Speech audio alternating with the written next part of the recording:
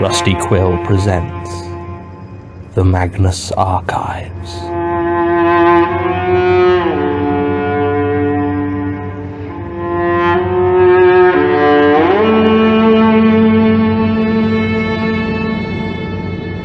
Episode 13. Alone.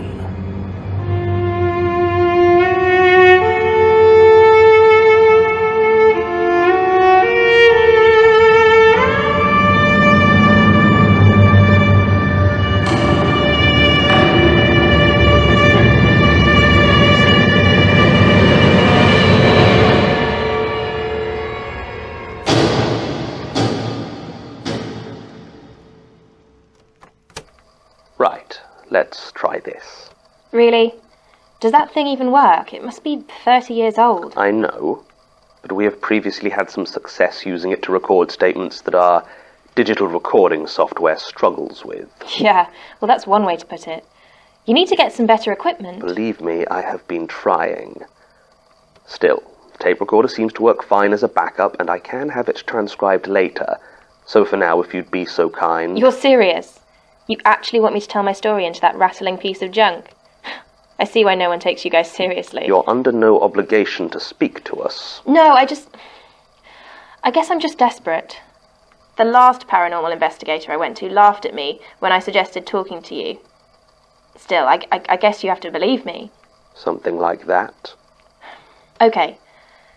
From where we left off? Probably best to start over.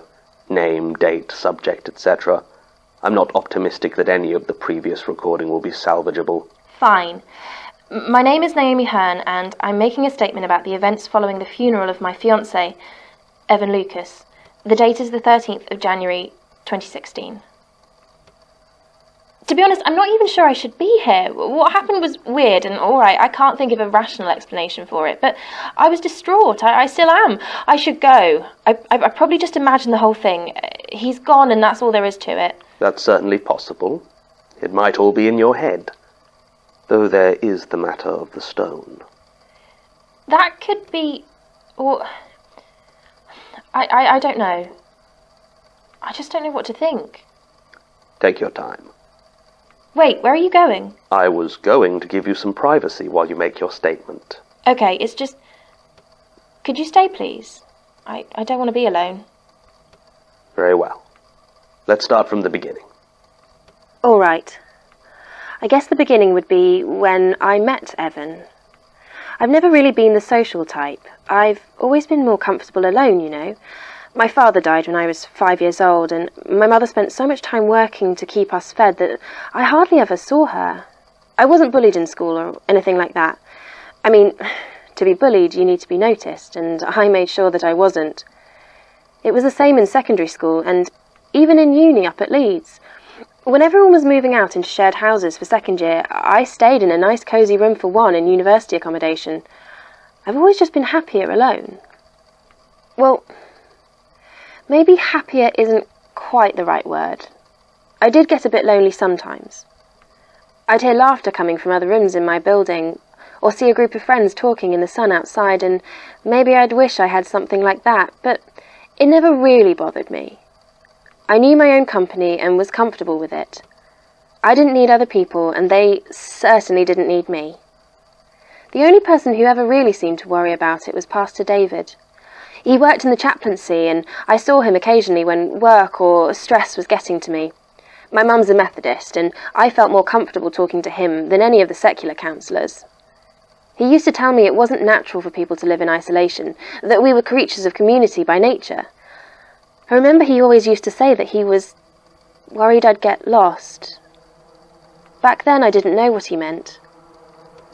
I think I do now, though. Anyway, the point is that when I graduated 3 years ago, I left Leeds with a first in chemistry and no real friends to speak of, and that was fine by me. I got a job as a science technician down in Woking. It didn't pay well, and the children were a thick, entitled lot, but it was enough to live on and kept me close enough to London that I could apply for the various lab jobs that I actually wanted. It was interviewing for one of these where I met Evan.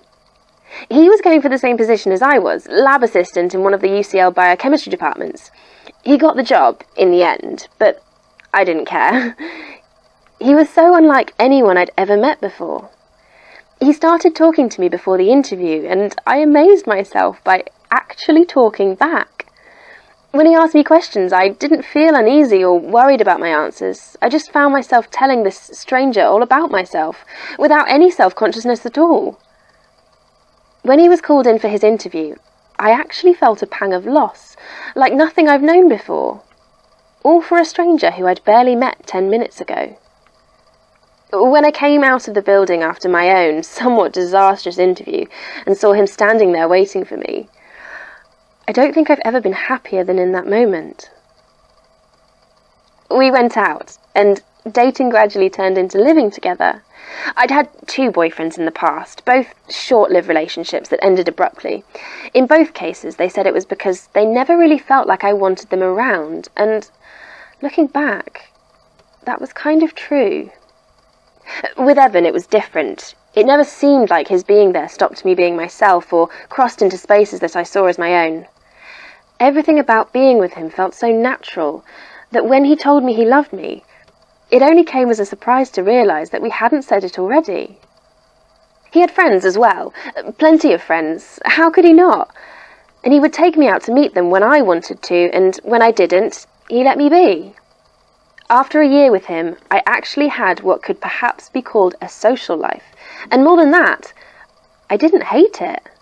I always used to roll my eyes at people who said that their loved ones completed them. But I honestly can't think of any other way to describe how it felt to be with Evan.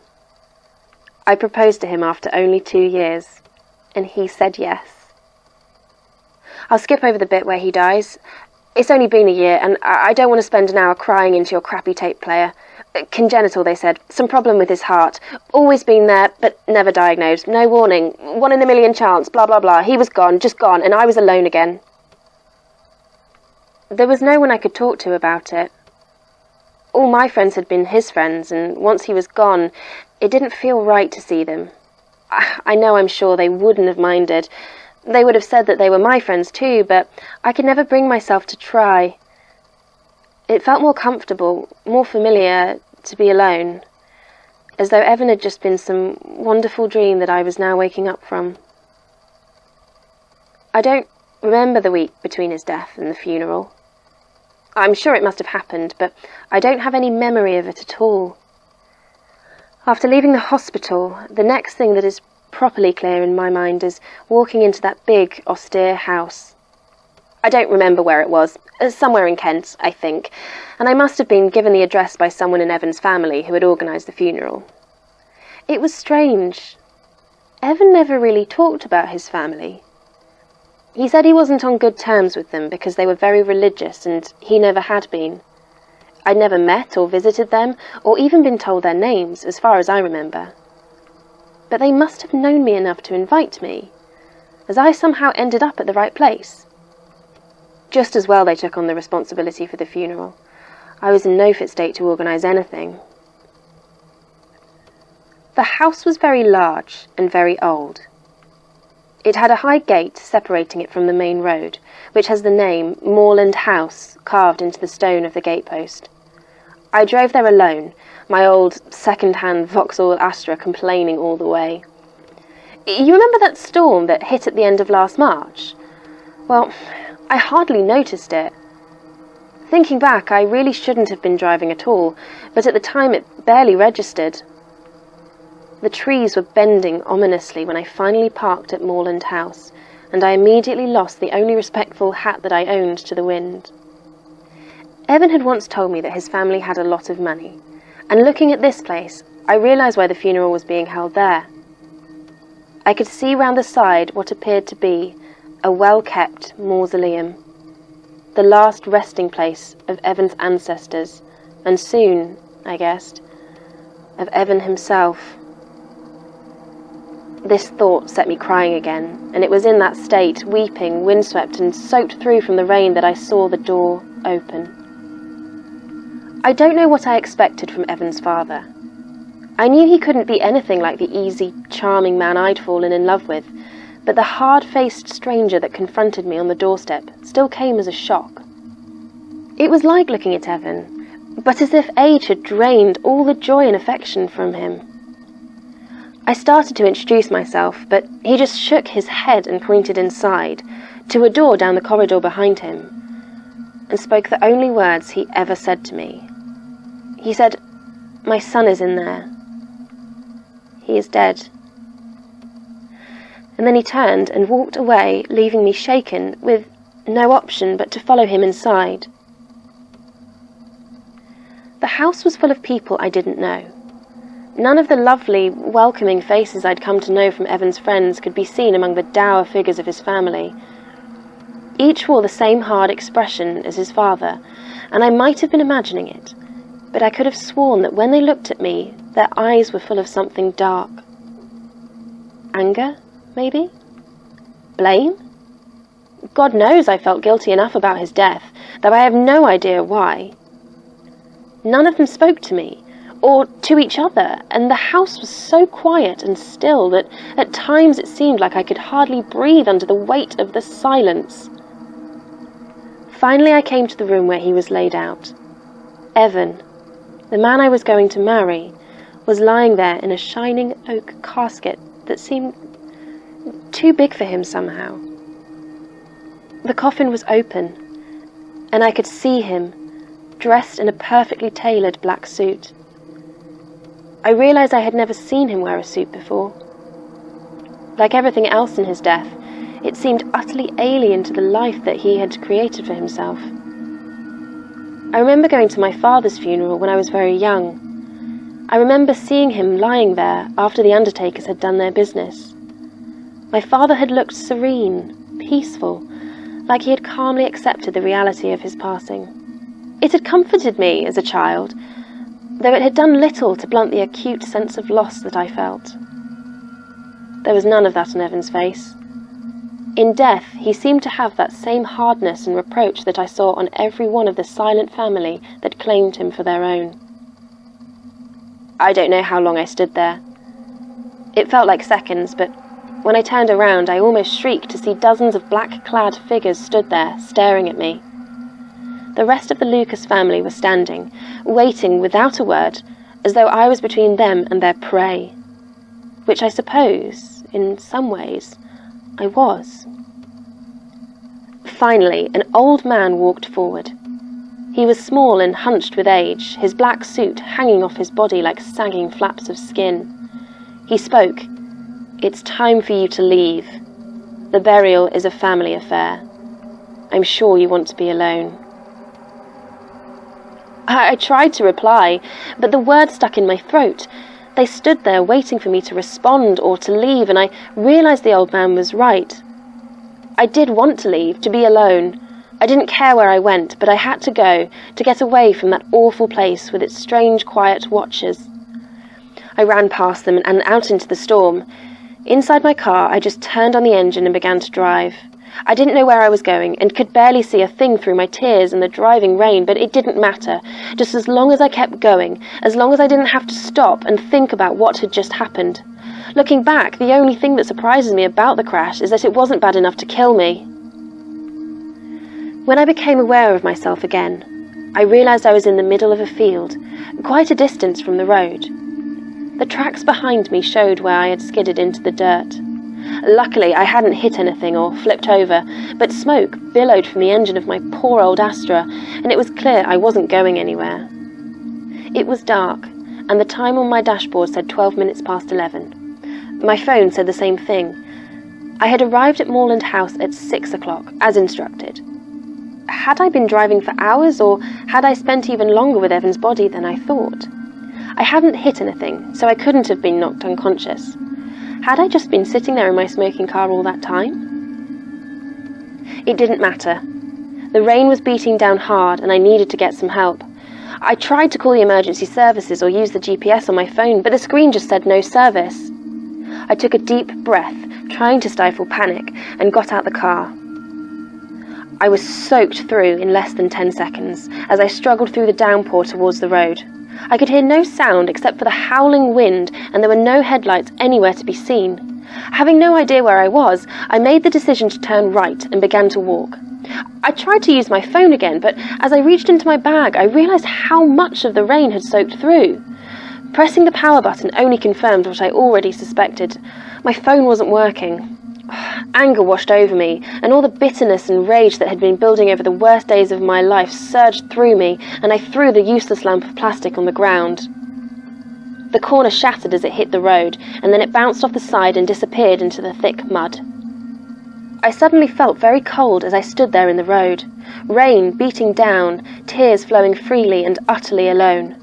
I kept walking, desperately hoping to see headlights in the distance, but there was nothing but darkness and the steady pounding of the rain on miles of empty countryside in every direction. I didn't have a watch, so without my phone, I have no idea how long I walked. The cold bit into my soaked funeral clothes, and I shivered, falling to my knees and just about giving up. No cars were coming, and I didn't have the first clue where I was going. It was then I noticed that the rain had stopped. Wiping the tears from my eyes, I saw that a fog had gathered around me, and I could no longer see more than a few feet in front of me. I kept walking, though, as the clinging mist made me feel somehow even colder. The fog seemed to follow me as I went, and seemed to swirl around with a strange, deliberate motion. You'll probably think me an idiot, but it felt almost malicious. I don't know what it wanted, but somehow I was sure it wanted something. There was no presence to it, though.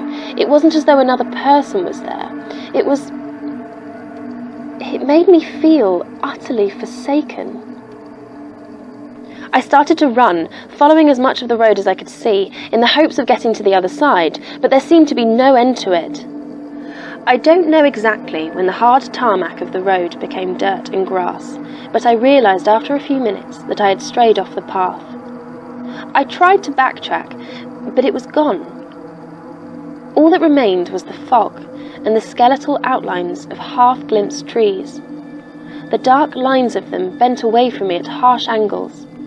But if I tried to approach them, then, rather than becoming clearer, the trees would disappear back into the hazy night and I would lose them. Kneeling down, I was surprised to realise that the ground I was now standing on was not wet. The hard-packed earth was damp from the creeping mist, but it did not appear to have been rained on. The despair I felt was quickly turning into fear, and I kept moving forward, further into the fog. I realised afterwards that the night should have been far too dark to see the fog. There were no lights there to show it, and the moon had been shrouded in storm clouds all night. But despite this, I could clearly see it. Shifting, slate grey and smelling of nothing at all. As I walked, I saw more shapes nearby. Dark slabs of stone, sticking out of the ground, leaning and broken. Gravestones. They spread out in all directions, and the gentle blurring of the mist did nothing to soften the hard weight of their presence. I did not stop to read them.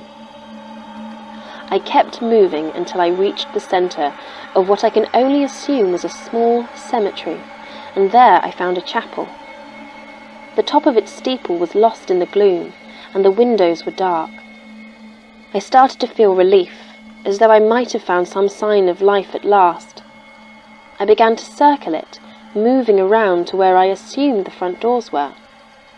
As I went, I noticed that there was stained glass in the windows, but without any light from inside, I couldn't make out the design.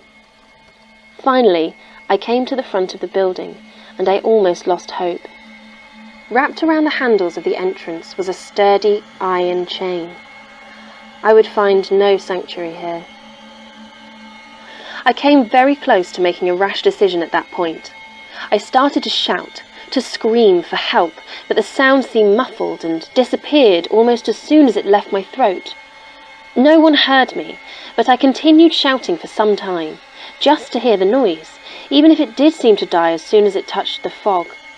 It was useless, though, and as I finished I felt the prickling damp flow in and out of my lungs. It was cloying and heavy, and I decided I had to do something. I started to look around the ground for the heaviest rock I could find. I was going to get inside that church, even if I had to break a window to do it. Anything to get out of the fog. I was sure that eventually someone would find me. I noticed that one of the graves had been slightly broken by age, and a small chunk of it could be seen on the ground. It had an engraving of a cross on it, and the weighty lump of stone now lay embedded in the graveyard soil. I bent down to lift it, but as I did so, I saw something that froze me in place. The grave was open, and it was empty. It wasn't dug up, exactly. The hole was neat, square, and deep, as though ready for a burial. At the bottom there was a coffin. It was open, and there was nothing inside. I backed away, and almost fell into another open grave behind me. I started to look around the cemetery with increasing panic. Every grave was open, and they were all empty. Even here, among the dead, I was alone. As I stared, the fog began to weigh me down. It coiled about me, its formless damp clung to me and began to drag me gently, slowly towards the waiting pit. I tried to back away, but the ground was slick with dew and I fell. My fingers dug into the soft cemetery dirt as I looked around desperately for anything I could use to save myself, and my hand closed upon that heavy piece of headstone. It took all my self-control to keep a grip on that anchor as I slowly dragged myself away from the edge of my lonely grave. Flowing around me, the very air itself willed me inside, but I struggled to my feet. The image of Evan's family suddenly came into my mind, and I vowed to myself that they would not be the last human contact I ever had. I looked towards the chapel, and saw with a start that the door was now open, the heavy chain discarded on the steps in front. I ran to it as quickly as I could, crying out for help, but when I reached the threshold I stopped, and could only stare in horror. Through that door, where the inside of the chapel should be, was a field. It was bathed in sickly moonlight, and the fog rolled close to the ground. It seemed to stretch for miles, and I knew that I could wander there for years and never meet another. I turned away from that door, but as I looked behind me, I could have wept. Beyond the graveyard's edge lay that same field, stretching off into the distance. I had to make a choice, and so I began to run from that chapel, into the field behind me. I nearly fell into a hungry grave, but kept my balance well enough to get beyond them. The fog seemed to be getting thicker, and moving through it was getting harder. It was like I was running against the wind, except the air was completely still. I could hardly breathe as I inhaled it, and then, as I found myself in the middle of that open, desolate field, I heard something. It was the strangest thing, but as I tried to run, I could have sworn I heard Evan's voice call to me. He said, "Turn left." That's it. That's all he said. I know it sounds ridiculous, but that's what he told me to do. And I did it. I turned sharply to the left and kept on running. And then... nothing. That's when the car hit you. Yes. I remember a second of headlights and then nothing until I woke up in the hospital. I see. So what do you think? Was it real?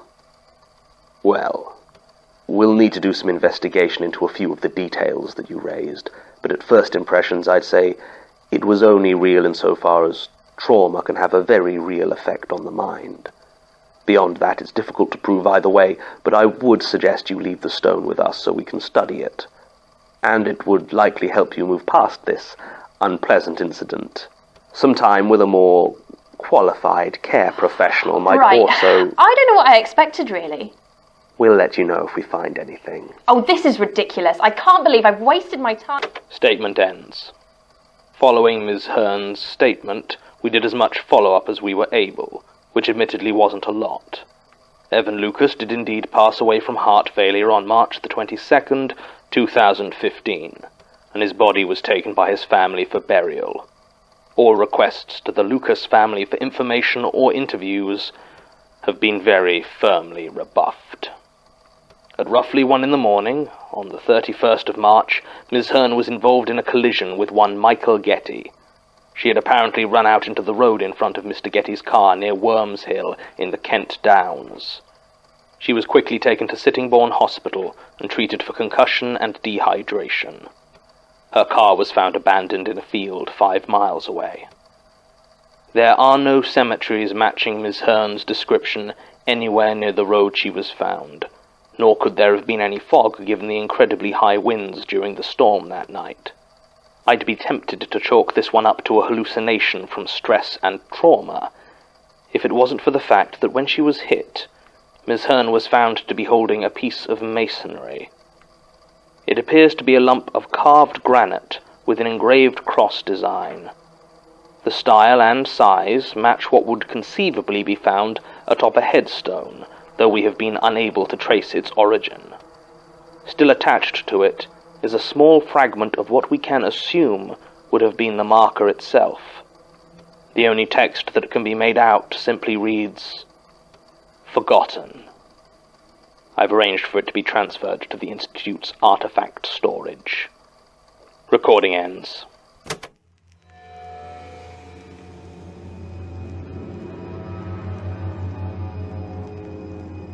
The Magnus Archives is a podcast distributed by rustyquill.com and licensed under a Creative Commons Attribution-Noncommercial-Sharealike International License. Today's episode was written and performed by Jonathan Sims, guest starring Katie Davison.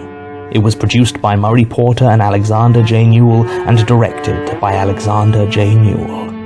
To comment on episodes, make donations and view links, images, videos, and show notes, visit rustyquill.com. Rate and review us on iTunes, visit us on Facebook, tweet us on Twitter @TheRustyQuill, or email us at mail@rustyquill.com. Thanks for listening.